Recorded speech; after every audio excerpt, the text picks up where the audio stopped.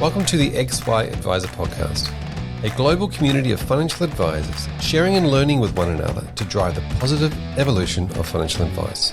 To get involved, go to xyadvisor.com or simply download the XY Advisor app.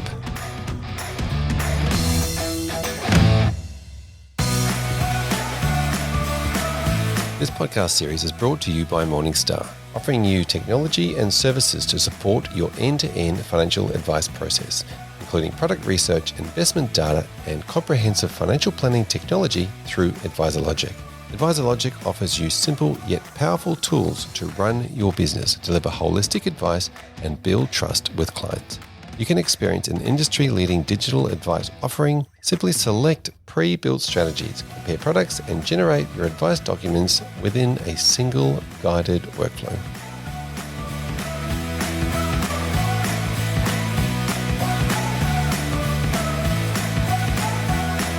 Hello and welcome back to the XY Advisor Podcast. I'm Fraser Jack, and today we are kicking off a series brought to you by Morningstar about all things efficiency and probably technology efficiency to being the focus here. It's a 5-part series. We have got an amazing panel of speakers, and in each episode we're going to cover a different topic. The first topic today, in this episode, we're really covering off on the idea of how do you make technology decisions? What goes into a decision? What's the internal emotional decision-making process? What's the logical decision-making process? And how can advisors go about that process of making technology decisions? In the next episode, episode 2, we're really going to cover off on the concept around, expectations versus reality. What expectations do we have when it comes to using software, and how does that play out when we implement it in our business? In the third episode, we're going to cover off on integrations and really having a look under the hood around things like APIs and working out how we can stack our software together to make it work efficiently. The fourth episode, we're really going to cover off on compliance and how compliance has an overlay, how we can make compliance more efficient, and all the different things using technology that are both in place now and coming when it comes to compliance. And in the last episode, episode 5, we're going to cover off on the change management process. Obviously, every time there is a change happening, every time we implement a software for efficiency reasons, there is a fair amount of change and training and tracking and all those things that go with it. So those are the 5 topics we're going to cover, and we look forward to bringing each topic to you. Our amazing panel of speakers for this series is Principal Financial Advisor Phil Thompson from Sky Wealth, Principal Financial Advisor Jody Douglas from Mad About Life Financial Services, General Manager of Coastal Advice Group, Mitch Ramsbotham, and bringing a perspective of a large corporate technology provider, Vicky Andrews is an enterprise agile coach at Telstra. And rounding out our panel from Morningstar, Director of Financial Planning Products, Ivan Gower. Welcome, Phil Thompson. Thanks, Fraser. Thanks for having me. Thank you for being here. Now, we're talking all things around decision-making when it comes to technology in your business. And of course, you've made a lot of those decisions in the last few years with your particular business and from moving from a full financial advice services to a specialist risk advice business. And along with all that came a whole lot of decision-making. So I thought you'd be a fantastic person to talk to in this episode. Yeah, thanks for having me. Now, talk to us about the technology decisions that you've had to make in your business around the concept of how do you go about them? Good question. It's pretty difficult. Technology, there's like a million different service offerings and a million different options. But I kind of think that like having a core technology or a core process within your business is really the business that we're in. Like if you think of any successful business, like their processes and their systems is really what makes that business valuable. And so that's the way I think about it is how do I have a great client experience, and how do I make sure my staff are efficient, and how do I make sure we're compliant? And then the technology just needs to help me do that. Yeah, fantastic. And so obviously with the changes that you've made in your business, moving or leaning in towards the concept of you're just going to specialize in risk in your business at a time when obviously risk commissions were reducing, efficiencies were something that you really had to focus on. And you mentioned grabbing a core piece of technology and then building around it, or even the process. You sort of talked about the process being really important. Talk us through how you went through that in your own mind, then creating that process. Yeah. So I guess the benefit of really specializing and dialing right into one area of advice is it just helped me really map out that client experience from very beginning to very end of what that looks like, because there's not like 20 different variables that we can help clients with. It's just one thing that we're going to help clients with, and we can just nail that process. So we know every time I have a client phone call, an initial client phone call, I know exactly what the steps will be, every step of the way. And, clients can leave that process at any point. They're the ones that, may not proceed or may not go ahead fully or may change their mind. But our end-to-end process could look very similar for every single client. Yeah. Now you mentioned obviously starting with the client experience. Was this a tear up the sheets and start from scratch, or was this something that was a renovation? Talk to us about how you went about it. Yeah, so I hadn't done much insurance only before. Like I'd never done any insurance only actually, because I thought that was if a client wanted insurance only, then they weren't a good client for my business. So it was kind of a tear everything up and kind of think about how we want to do insurance advice. And then from there we had like a rough map, and then just really building on that kind of rough idea of, well, we really want clients to, do they need insurance first of all? Do they want insurance? And then how do we provide a really simplified version of, not advice? And then, how do we give them like a proposal, if you will? And then, then it leads to advice, and then it leads to an application, then it leads to policy in place. So we kind of started with that rough map, which is pretty standard, pretty simple. And then just dialing into every little area of the business and going, okay, is this the way we want to do it? And we've changed our process. I mean, the actual steps in that process, we've changed a number of times and reinvented it. And even now I talk to my team and going, let's rip up our fact find and redo it because it's good, but it's not great. And how do we make that client experience better? How do we make it more compliant? And how do we make it easier for our team? Yeah, now you're right. You can start from scratch at one point, and you can go, with a fresh sheet of paper. But I guess at some point, that continual improvement part is also, or the renovation part is continual. Yeah, I know, and I think that's kind of the most important thing. Actually, is just continually thinking about how do we make it better? How do we make it better? How do we make it better? Yep. Now, when it comes to the selection, obviously there's always a selection. There's always alternatives and other products you can throw in when you're looking at that user experience. Are you focused on the client's experience more so than you are your own team or staff? As in, maybe one product's not quite as good internally, but it's amazing for the client, or vice versa. Both. Probably, I would lean towards our business and making it more efficient for our business, because the bad thing about financial services is every client has a horrible experience with every financial planner. Like historically, we've got a really bad client experience process. No one walks away from a financial planner normally and says that was an amazing experience, because they've got to wait a number of weeks to get their SOA. They've got to, it takes time in all the research. So it's fortunate that we came at it thinking, okay, how do we communicate to our clients as efficiently as possible? Because that's really what builds that client experience, is making sure the clients understand where they're up to. Because it does take time. It does take us a number of weeks to, we've got to gather a whole bunch of data from the clients. We've got to go ahead and go away and do a whole bunch of research. So the client experience isn't like click a button and they've got an insurance policy, but it's, how do we make ourselves more available to the clients and communicate more to the clients? So predominantly, how do we make our jobs easier to therefore communicate with clients easier and better? And what sort of time do you take in researching all the options and I guess how long's a piece of string, but how much time did you spend on it? Yeah, and this is kind of the thing we, think about reinventing as well, because we really dial into our pre-assessments. So we spend ages with our pre-assessments and going back and forward a lot.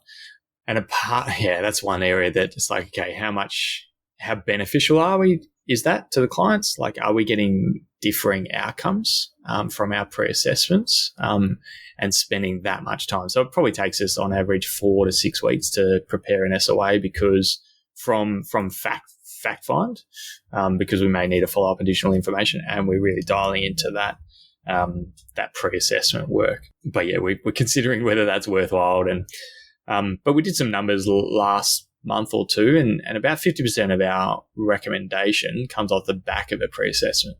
And instead of, if we just looked at a blind and picked an insurer based on what we felt, it was actually different when we really dialed into the pre-assessment. So you think that pre-assessment really was a process that's created efficiencies in the overall area of your business, even though it takes longer at the beginning? It probably hasn't created efficiencies, but it's gotten better client outcomes. And so that's the hard balance, is like it is much more inefficient for us, but we're getting better client outcomes. And so how valuable is that? Well, it is super valuable, but at what cost is the way I think about it. Yep. Now, when you think about the process involved in choosing software, obviously there's a scenario where you have to invest a little bit of time and effort and money into before you even make a decision, and so that then you're pushing out down the track to hopefully that pays off down the track. Yeah, I'm the type of person that researches. If I'm buying a $100 stereo, I'll research which stereo I want. So when it comes to software, it's like, you're throwing down a lot of time and energy and effort into just the research stage. So we took a long time researching, but it was just a matter of finding something that fit for today, and then and then building out a process around that, and whether it fits our business in 2-3 years' time, well, we can reassess that. Yeah, that's an interesting way of looking at it. Obviously, the research can take time, but the fit for today, I think, is probably not a bad comment. It allows you to sort of not dive too deep into, or to be able to make a quick decision or a quicker decision. Yeah, and I've, as painful as it is moving your whole software to something else, I think that there is a concern where people want to build out a beast. Let's build out this beast because it'll do exactly what we want. And then if you're investing, that many hours into building out a beast, and then you realize, actually, we want our processes to change, and maybe this beast doesn't suit that need anymore. So that was my thinking is, let's just get something, let's just use it. And if it doesn't fit our business in 2 years' time, when we're changing stuff around, then let's look at moving again. Fantastic. So you almost approach it like it's a 2-year decision. Yeah, pretty much. Yeah, I'm not investing everything into any one software. Yep, fantastic. Phil, thanks for coming on this episode. We look forward to catching you in the next one. Thanks, mate. Welcome, Jodie Douglas. Hi, Fraser. Thank you for coming on this episode, or this series, I should say. Now, tell us a little bit about your the principal advisor and responsible manager of your licensee, but your business is called Mad About Life. Tell us about that. Yeah, that's right. Thank you for having me, Fraser. So Mad About Life Risk Advice is our business. We've been around nearly 8 years and just recently become self-licensed. So our licensee entity is Mad About Life Financial Group. We help everyday Australians with all things foundational financial advice, from their wealth, their protection to their legacy. And in our practice, we utilise AdvisorLogic as our CRM and software. Fantastic. Thank you for sharing that. Now, in this particular episode, we're talking about all things to do with making technology decisions. Now, obviously, that's a big part, and you have a fairly interesting and unique process within your business for making these decisions. Tell us about the team around you that helps make these decisions. Yeah, sure. So I'm the principal advisor at Mad About Life, but there's no way that I could be able to give advice in a digital world without my partner in crime, which is Mike. His background is in IT. So over 20 years of IT support and test analyst work. So when it comes to making decisions around technology in our business, I'm the driver of what we need. I'm always the one to go to Mike and say, I'd like to make this process more efficient for our clients and for myself as the advisor.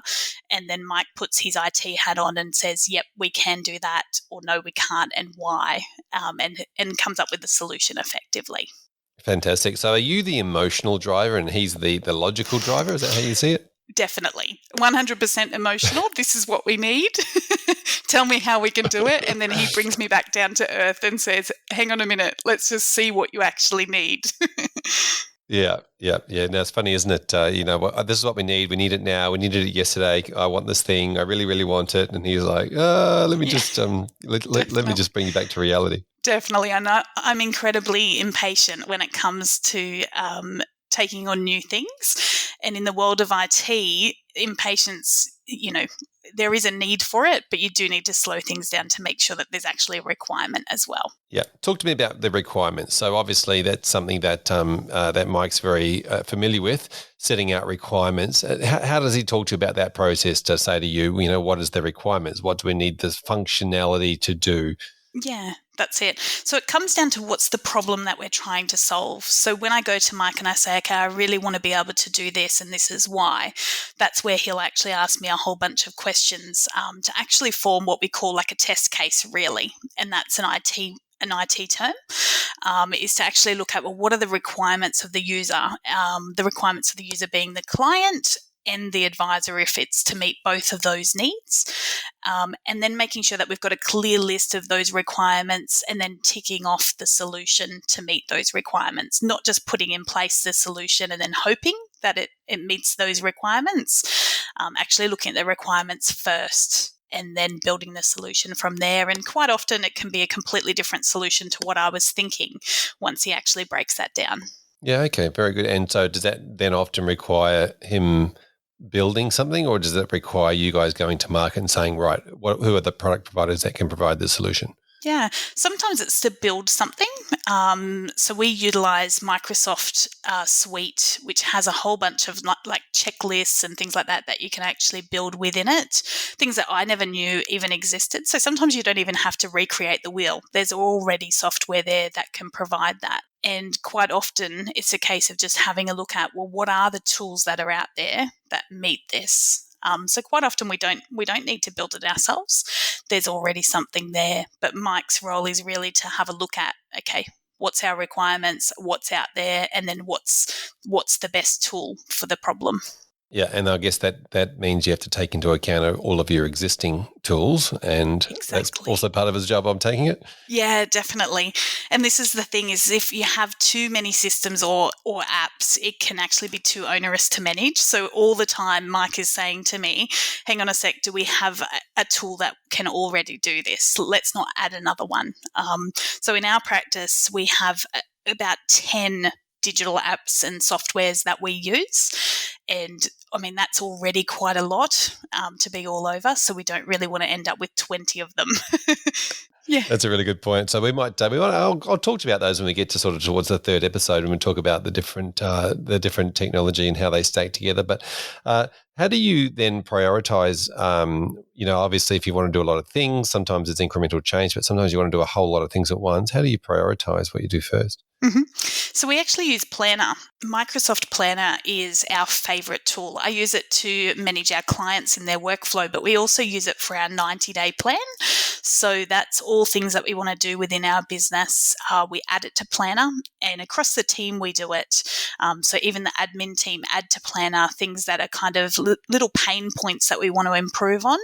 And then together we actually prioritize those things. And before we know it, we've got a 30, 60 or a 90-day plan. Sometimes they push out beyond the 90 days, but we measure that within our Planner tool. And it's quite fun. Every month we actually go through our Planner in our team meeting, and we actually move those little widgets across or complete them once we've implemented them. And we vote as a team as well as to what's important. And we move along in that process of testing those requirements and so forth. And sometimes we scrap them and we say, hey, that was a great idea 90 days ago, but actually we've found we don't really need it. Well, that's a really good process. So every month you get together as a team and reassess that 90-day plan. And obviously, like every good plan, it shifts and moves fluently as things change. It does, that's right. And it's really great. Microsoft Planner actually has the ability to delegate within it as well. So not only do we put the little widgets up and then allocate them 30, 60 and 90 days, we then allocate them to each team member so that everyone's working on something to improve the business. Wow, that's really cool. That's really cool. And so your business then, I take it, is a constant renovation. It is always moving, always adaptable. Quite often we're already ahead of the curve and we go, we've already created that within our business, because you're always putting those ideas down and always moving forward. And always striving for efficiency. Definitely. Yeah. And tell me about the price tag that goes along with striving for efficiency, because obviously, having a mic in your business costs money, and constantly working on stuff costs money, and I guess it takes time to pay itself back. It does, definitely. I mean, we're really lucky because we are a husband and wife team. I have the advisor skill set. Mike has the IT skill set. I can only imagine how much it would cost if we had to outsource that IT resource. We take advantage of it, really. I mean, all the time we're just saying to Mike, can we do this? Can we do this daily? Whereas I know a lot of advice practices out there would have to bring in an IT resource for that. So for us, the cost is obviously Mike works within the business, but he also works a lot for love because it is our business. So there is that cost. And really, apart from that, having that IT resource is probably our biggest cost. In terms of other softwares and things like that, you can have a lot of apps and things like that are quite low cost to keep the cost down. However, nowadays, I think the largest cost within our business is probably very much so the software, followed by wages would be the two. Yep, fantastic. Jody, thank you so much for coming on this particular episode. We look forward to catching you in the next episode when we talk about the expectations of software versus the reality. Thanks, Fraser. Thanks for joining us, Mitch. Thank you, Fraser. Thanks for having me. Now, you're very welcome. Now, just for a quick context point of view, do you want to give us a quick overview of the business that you're working in at the moment? Yeah, sure. So I recently joined the Coastal Advice Group only 6 months ago, really. The business is going through a fairly significant evolution at the moment. Started a few years ago now, and as every business does, started as a small business with a CEO, Daniel, with real visions for the future and where he wants to take it. So previously based solely in Newcastle and on the central coast of New South Wales. The vision now is to really expand and move up the East Coast with a couple of brands excitingly about to be launched further up the coast. At this particular point in time, we find ourselves with 12 advisors at present, with a couple more to come on soon. The business model and the structure that we run is we offshore a couple of functions of our business, being both the paraplanning and some of the more paper-based and onerous administrative functions, I suppose you'd say, to a couple of different third-party companies. So that just gives a little bit of context and colour as to the setup and structure of the business, and probably a lead into the conversation and the way that it will flow, and where I suppose my viewpoint comes from. Yeah, fantastic. Thanks, Mitch. For that's a good point. You guys are a business that started up small. You've grown fairly rapidly with a lot of growth plans. As you said, 12 advisors currently. Yeah, 12 currently, but a couple on the boil at the moment, and some pretty significant growth aspirations. Once Gladys lets us out of our LGA, we'll be trying to head up the East Coast, and there's a couple of spots that we have some brands up and running now, but the logistics of that have just had to wait. Fair enough. Now, obviously, plenty of we're focusing today on the decision making process and especially around technology. But I guess there's a lot of decisions being made in your business fairly rapidly. Talk to us about that decision making process. How do you go about making decisions? What are the things that sort of come front of mind, and how do you do them? So the decision making process here is a bit of an interesting one. From an emotional point of view, I suppose people tend to hold on to the past. And I know that that's probably a generalization, but I'm sure that there's probably listeners that can attest to the same, whether it's themselves or their staff.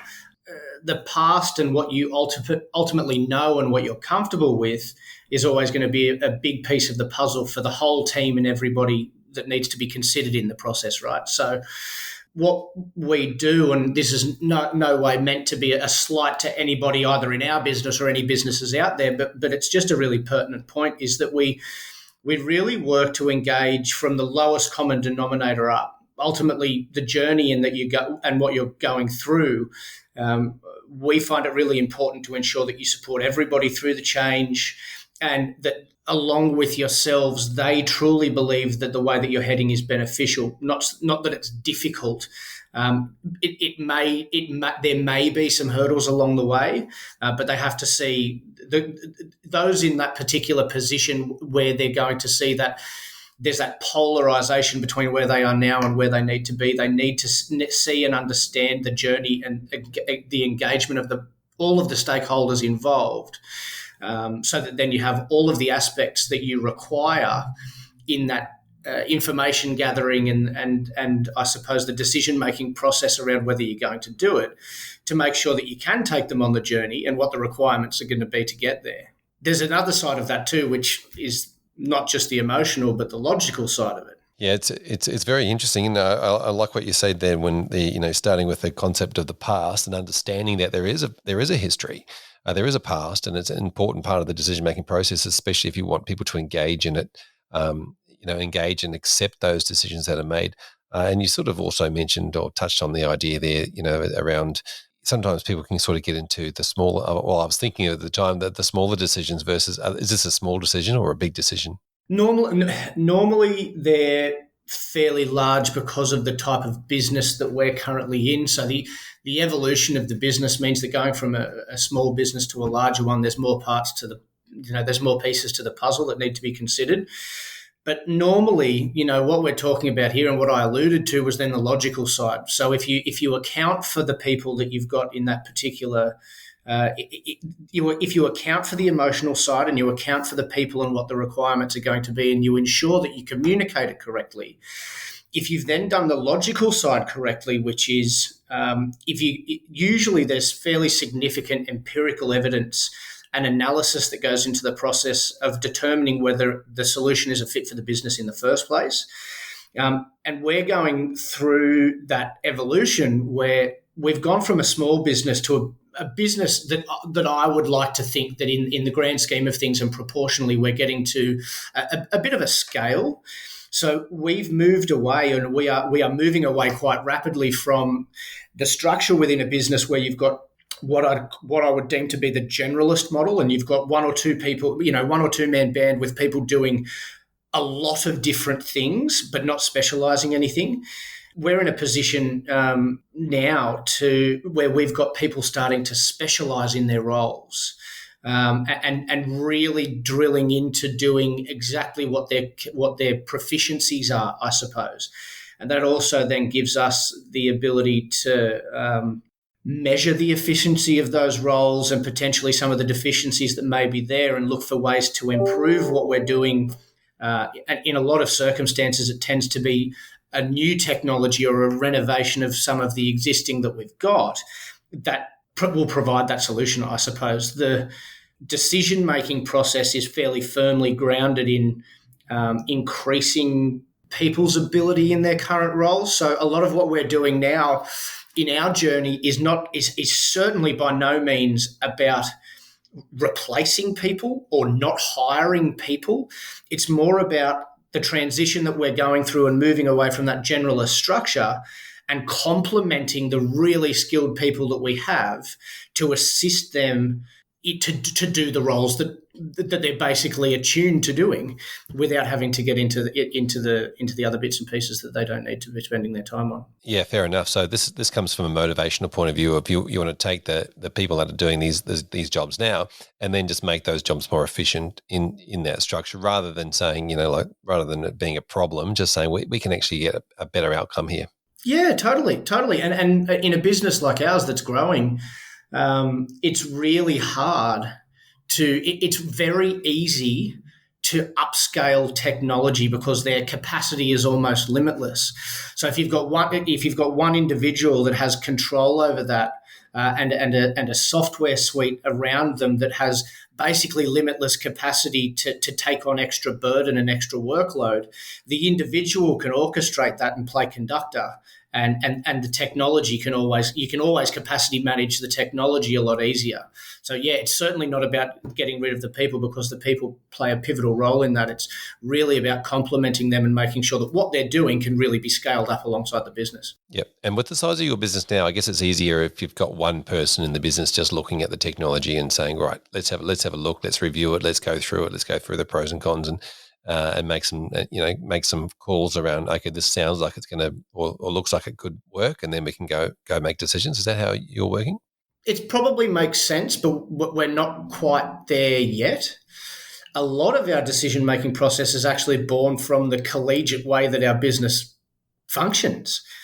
We have really regular forums within the business in which everybody is empowered to really bring to the table any issues that they may be having, or any of the problems they may be coming up against as far as capacity is concerned, and we will absolutely hear them out, because throughout this transition and the things that we're doing, the consistent feedback from the team is so important, because a lot of people have the potential just to suffer in silence and melt away in the corner, and you don't know until you see it. But if we run it in that really collegiate way and provide them a platform to have the discussion and suggest solutions, then we actually find that the people that specialize in those particular areas, they expose themselves to solutions that probably I don't. Somebody that's in our marketing team, I don't necessarily, even organically with some of the algorithms and stuff that are used within social platforms and those sorts of things, I'm not exposed to that because it doesn't flash up in front of me, where a lot of the solutions are going to be brought to the table by some of the people that are producing the work day in and day out, because within their little ecosystem, that's the stuff that's put in front of them. So we really try to create a platform where those solutions can be brought to the table by people, and we will literally then just start the project and synthesizing the information and the rationale behind it from it could be the receptionist through to the head of the marketing department. It doesn't matter. Yep. Now, talk to me about the project, because obviously bringing the idea to light is one thing, but what about the actual process around how do you then break that down into a project and say, right, we're going to do this, we're going to use it for this long, we're going to do a trial, or what and then we I guess we need to work out whether we're going to make a decision to or not to proceed with the product. Well, a lot of this tends to be in response to either overwhelming feedback from the team, to find a support mechanism that ultimately allows them to be more efficient, or in light of a lot of the changing way that our industry is working, it's a response to some of the legislative instruments that are put in front of us and that we're currently having to react to. Yep. So the decision-making process in a lot of circumstances is sort of thrust upon us. But like I touched on, the process that we undertake from a structural point of view is more towards the aspirational goals and what we want to be doing and where we want to be taking the business. So we tend to be looking in our circumstances towards the best client experience and outcome that we possibly can, and how we can support that internally. So all of the decision making process is fairly heavily wrapped around our business values. So there's an overlay of the client, the putting the client at the fore of everything that we do, and making sure that all of the decisions that we're making are going to have that specific effect. We're guided on this journey in a lot of circumstances by historically some of the gateposts and tipping points that we've seen, and we have a business coach that we utilize external to our business. So most often it will be proposed, costed out, the standard sort of business case around the problem put in front of the leadership team and our CEO, run past the business coach, because the business coach has just that much breadth of knowledge that there may be, and we don't attest to have all of the answers. Run past the business coach as to what they have done previously and whether they see this as a logical step and a logical way forward. and then once we've agreed in principle that it's probably a good way forward, we would then likely engage the partner on the journey to come along and offer them our problem statement and where we're looking to take it, and try to cut through the sales part of it and just get down to, we've had a look at it, we've researched it, we're comfortable, but we're only scratching the surface. Now talk us through the semantics and the logistics of how this will actually happen in principle based on the way that our business runs, and getting them to know the structures, rhythms, routines, and cadence within which we work over here, and making sure that it's going to be a fit. Yeah, fantastic. Thanks for and we'll probably get into that sort of that sales, like you said, getting through that in the next episode with regards to expectations versus reality in the sales process. But look, it's really good to know that, and I think it's a great idea that you take these decisions back through your business coach, who's going to ask some interesting and confronting questions to make sure that is the right decision you've made. Mitch, thanks so much for being part of this episode. We look forward to catching you in the next one. Awesome. Thanks, mate. Thanks for joining us, Vicky. Thank you for having me, Fraser. Fantastic. Now, do you want to give the listeners a quick overview of your role at the moment? Yep, sure. Currently, I'm working with Telstra, and I entered the business in a learning and development role, but very quickly transitioned to our agile transition and transformation. So I'm sitting as an enterprise agile coach, working across a few of the functions, and currently in strategy and finance.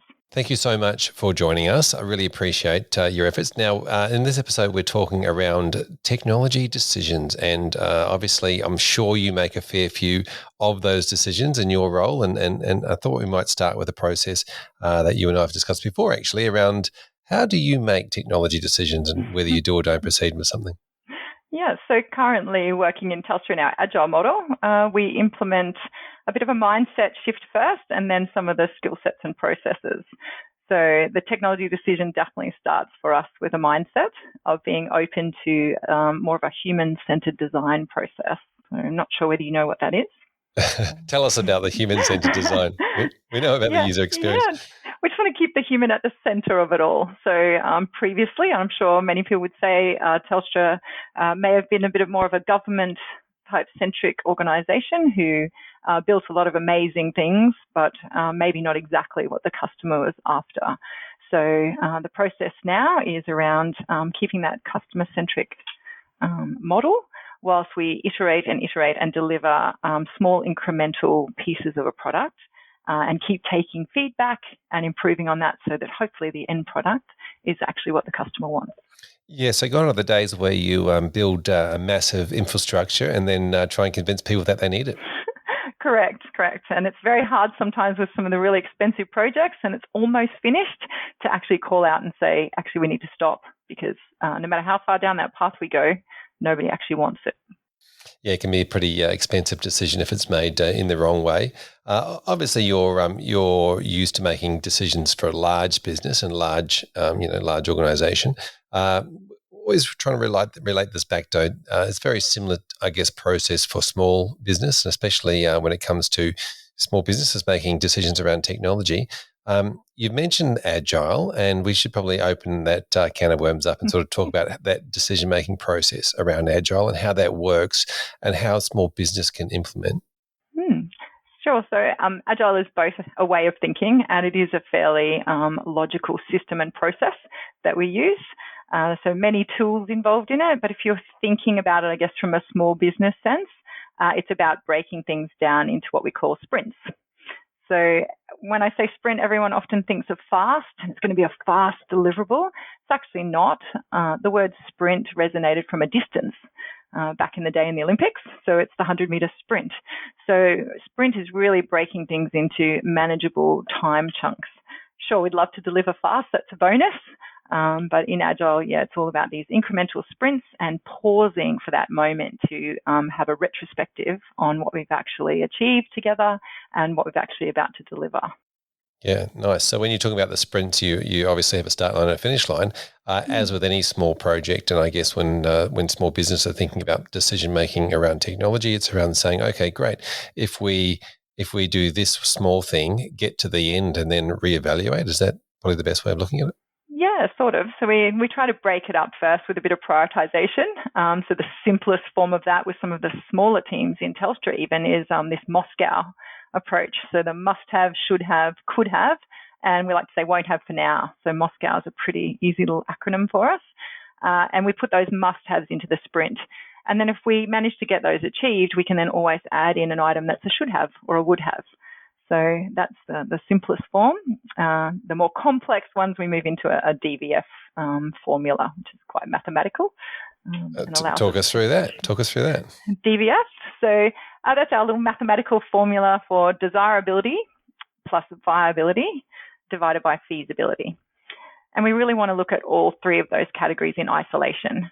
So there's no point in saying that something like 7G, hypothetically, is a desirable thing for our customers if the viability of that is just going to cost too much and no one's going to buy it. So you've got to really look at them siloed. And then finally, the feasibility. If we don't have the technicians or the ability to build it, there's absolutely no point in attempting something that's desirable and viable to our customers. So the formula works quite neatly. And we don't use a 1 to 10 scale, we use a Fibonacci numbering sequence, which allows for more of a distribution of the eventual number that we land on. Okay, so let's dive into this a little bit deeper because so we're using the Fibonacci sequence, which is obviously the numbers where you take the previous two numbers and you add them together and it makes the next number. A bit like the way was it a snail shell it grows? Is that correct? Is it? Correct. And that's what it looks like. And so then if you take the concept of DVF, desirability, how do you then prioritize or using the Fibonacci numbers to come up with a desirable number? Yeah. So we try to start somewhere where we think is probably mid-ground. You just have to do a relative estimation and say, look, we think this one's our middle, we'll give it a go. We try to use blind voting tools. So we're all used to the loudest person in the room influencing, or just someone who's got a great story to tell makes everyone else vote their way. So we use some digital tools like Planet Poker or some simple tools like 123 Raise Your Card so that you have to vote on your own. And then we add those all up and we come up with a mean number for those. So the highest number in the D score is the most desirable. So. Excellent. So that becomes, how badly do we want this thing? Yeah. How much does it solve your pain point? Okay. So that's the desirability piece. Talk to us about the viability piece.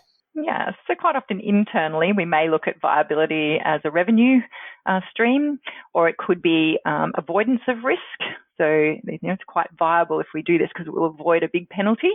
So those are a couple of clear examples for ourselves. When a customer is looking at it, they're probably weighing up about, I'd love it, but would I really use it? Like, how viable is it that I would actually buy this?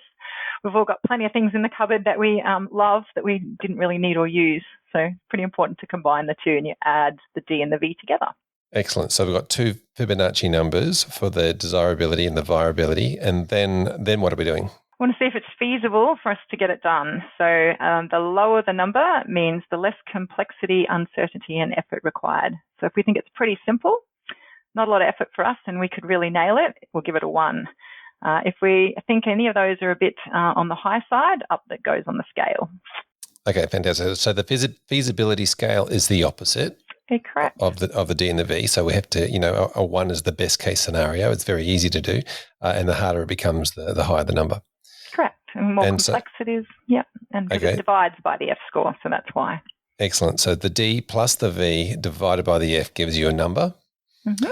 And then we can look at that versus other software or other processes or systems or way we're spending our money and work out for our prioritization. And with the total score, we like to buy or work on the highest number first. Fantastic. So there you go. That's a great little system and how you're making decisions from a large business point of view, but certainly something that small business can also look at implementing or putting in place when it comes to prioritizing what they're going to do. Correct. And I think the biggest part of it is that blind voting and being able to recast the vote. So as a coach, I'll quite often look at the back end scores and I may call out, I can see someone there has scored that, a lot lower than everyone else. Is there something you'd love to share that we may not all know about? So it could be that there's an amazing engineer in the room who actually knows it's not that feasible and the rest of us think it is. And by them sharing and feeling psychologically safe to share why they scored differently, then we might all recast the votes with that new piece of information. Excellent. So that sort of goes back to the blind voting is good, but the blind voting can also be skewed. It can, definitely can. Yeah. Fantastic, Vicky. Thank you so much for coming on and chatting us today about how you make tech decisions and from a large business point of view. I look forward to chatting with you in the next episode. Fantastic. Thanks for having me. Welcome, Ivan Gower, to our first episode in this series. Thanks, Fraser. It's great to be here. Fantastic to have you here. Now, tell us a little bit about, just give us a quick overview of you and what you're doing in your position at the moment. Sure. Well, I've worked in the financial planning industry for over 20 years across a number of companies, varying sizes, and often moving from the kind of operational roles, paraplanning type functions, through to technology roles. And when I look at the way I work, I get frustrated personally by doing the same thing over and over again. So whenever I've worked in these operational roles, I've had this natural desire to jump into a technology solution and try and find a way to solve that problem to make it more efficient. I'm the kind of person who'll happily spend a day trying to shortcut a 5-minute task so I never have to do it again. And over the years, I've had the opportunity to work with and learn from some amazing people across the industry, people who've really sort of shaped the industry, people who continue to shape it today. And over that time, it's kind of brought me to my current role. I've recently started at Morningstar as the Director of Financial Planning Products. You know, it's a great title, but essentially what I do day to day is work with the Advisor Logic community to develop and implement on our product strategy. Yeah, fantastic. And as you mentioned, many years of technology decisions. And of course, this episode, we're really honing in on the idea of how people make technology decisions and all of the different things that go through their head at the time. And so certainly very qualified to talk to us about that particular subject. I hope so. Tell us about yourself. You're obviously making a lot of decisions, and as you mentioned, in your time of both working from a back office point of view and an efficiency point of view, how do you go about decision making? It's a deep question, right? And an interesting one. I think if I look back and I was to say to my 16-year-old self, one day you're going to be telling people how you make decisions. I'd venture to say I probably would have choked on my Bacardi Breezer at the time. It's what I'd say is, right, I've bared witness to how a lot of different businesses make decisions, and I've seen it work really well, right? Where a lot of science has gone into it is in the big end of town, where these big organizations have a lot of money, have a lot of resources to support the decision-making process. And I think we can leverage that from a smaller business and an individual perspective. So I'll talk you through the process for the big corporations. They will often start by drawing up this list of needs. They do some work into understanding what they want out of a technology system, and then they'll go through an RFI or a request for information process. That's really them sort of casting a broad net and saying, hey, everyone, this is what we want. Can you respond as to how you could do that? From that, they'll get a smaller pool, a short list, and they'll go through the request for proposal, which is the RFP process. And that gets really detailed in terms of, tell us, vendor, how would you work with us? You know what we need. What can you do? You get into pricing, you get into the long-term vision of the product. You look at gaps and, would you be prepared to sort of fill these gaps for us? And then they often go into a proof of concept, which is where they'll have a set time and they'll say, we want to really use this and experience what it's like to use. Then they make a decision, and then it's planning and implementation. And that process sometimes takes years to fulfill. They have specialist people, procurement, project people working on it. Now, in a smaller business, you don't have the luxury of those resources. You don't have the luxury of that time often, but you can still leverage the process. So as a starting point, what do you need? What's important for your business to get out of technology? What are your fundamental processes that you're trying to achieve? And then have a look around, right? The best process, I believe, is to constantly be looking at businesses. So, don't be afraid to call up and say, I'd like a demo of your software. I'm probably not interested in buying at the moment, but I'm interested in seeing what's around in the marketplace. That means that when you do reach a point where you're making a decision, you're kind of on the front foot. You've got your short list already, and then you can go into more detailed discussions with maybe a couple of vendors, including your existing provider, if that's relevant. Yes, it is really an interesting process, isn't it? And I love the way that you've got to have the actual decision-making, the actual make a decision time in there. And often when you go through those RFI, RFPs, those dates are already set out. So it's part of the process as well. It sort of brings deadlines and decisions to things. And also I like the concept of, having a look around often because, that list of needs sometimes is hard to define exactly what you want. It definitely is. And I feel that kind of grounds your decision, right? It helps you over time to understand whether it's been a successful decision or not. It really helps you not to get too far away from yourself and to focus on what is going to be successful for your business. Understanding that piece, when you look at the trial process, the POC for a big business, the trial for a small business, means that gives you the opportunity to then really hammer those things that you need to do. And that I feel is critical. It's something that's often missed in smaller businesses who explore rather than really try and use during a demo. And it makes it a much smoother transition if you decide to go ahead. Yeah. Do you think people get a little bit caught up on this list of needs with must-have versus want-to-haves? As in quite often we think, oh, that'd be really good to have that, so I'm going to throw that in there. But really, that whole challenging process of going back to your list before you go out and say, why do I really need this? Is this is this the ultimate process, or is this something that I don't necessarily need but want? Your must-haves are your must-haves, right? I think you need to focus on those. The nice-to-haves, they're a bonus. They are nice to have. But I think when you're looking at nice to haves, that's the opportunity to also be open to see what your software partner is bringing to the table. What do they have now that you might want to utilize in the future? And where are they going, right? Where do you think your practice is going versus where is the vendor going? Where is the software partner going? Because that, I think, helps you to align your goals with theirs. And if you can get on the same page, then that's a journey you can both go through together. Whereas if you start that relationship and you're going in one direction and they're going in another, then it's probably going to be a challenging one to make successful. Yeah, when I think of that direction conversation is an interesting one too. The idea of wanting stuff is great, but often it's the frustration out of dislike or not wanting something that often drives that direction. It can be quite emotional, right? It's and I think that's why when you look at that sort of process of scanning the marketplace and understanding what else is out there, it helps to put things into perspective, because in any business, with any technology, you will experience good days and bad days, and being able to put that into perspective is really important to navigate the troughs, because it will help you just focus on the longer term and appreciate that a day or so of inefficiency that's then resolved can really help to shape the business. Yep. Now, talk us through some of the advantages and disadvantages of the idea of slowly, incrementally changing stuff over time versus throwing everything out and starting fresh. The old knockdown or rebuild, knockdown and rebuild or renovate, right?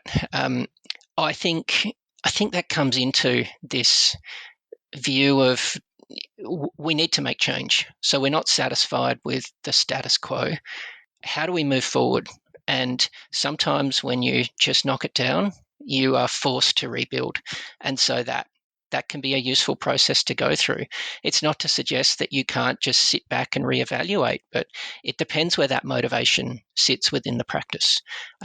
So can you sort of, corral the team around a project where you say, we're sticking with this technology, but we're going back to basics on our objectives. We're going to start to look at what we can do with an open mind again, versus we're going somewhere else and we're really going to rethink it and we're going to go for it. And there's no right or wrong answer there. I think it depends on the business. And it depends on their approach to the tech. Yeah, absolutely. And as you mentioned, the team's approach to the tech and the team's adjustment to the tech. Talk to us about the idea of prioritizing. How do you? I mean, obviously, you've been in plenty of businesses where you've built a lot of software. There's a whole there's a whole series of prioritization that goes on constantly, this one over that one. And I guess the idea of pipelines are only so big. You can have anything you want, but you can't have everything. How do you go about prioritizing within, say, your own businesses that, say, advisors can learn from? So we build a roadmap, and the roadmap is based on a vision. And having a vision is kind of like your North Star. This is where you feel the industry's going and how you're going to support the industry to get there. When you can start to map out, in order to get there in, say, 5 years' time, we need to go through this process, and here's what we can release from time to time that will add value to users but get us further along that journey. When you have that guiding principle, it helps everyone then to evaluate their own needs against that direction. And it's not to say that people will raise ideas or concerns and you'll say, nope, we can't do that because we've got to run over there. You know, the roadmap is always organic and there's always capacity to fit extra things in. But it will help people to understand that, you know, when I'm asking for this, I'm also asking for that to be deferred. And if I really buy into this long-term view, I want to get there as soon as possible. I want to contribute to it. I have feedback, and the feedback that I'm providing in relation to this vision is something that's really going to be realised. Yeah, I feel like everybody wants everything now, and we'll probably get into this in the next conversation when we start talking about expectations versus reality. But often the reality actually is around the like, as you said, for something to be started, something else has to be stopped. Exactly right, and it's a tough decision to have. The optimal approach is just to be clear on what people might miss out on if that we reprioritize, and then to have that conversation and see what the outcome is. Yep, fantastic. Thanks, Ivan. Thanks for coming on this episode. Some good stuff there around the learning from a larger business, from the RFI process all the way through to the decision making. Thanks very much. We'll see you in the next episode where we talk about expectations versus reality. Thanks, Fraser.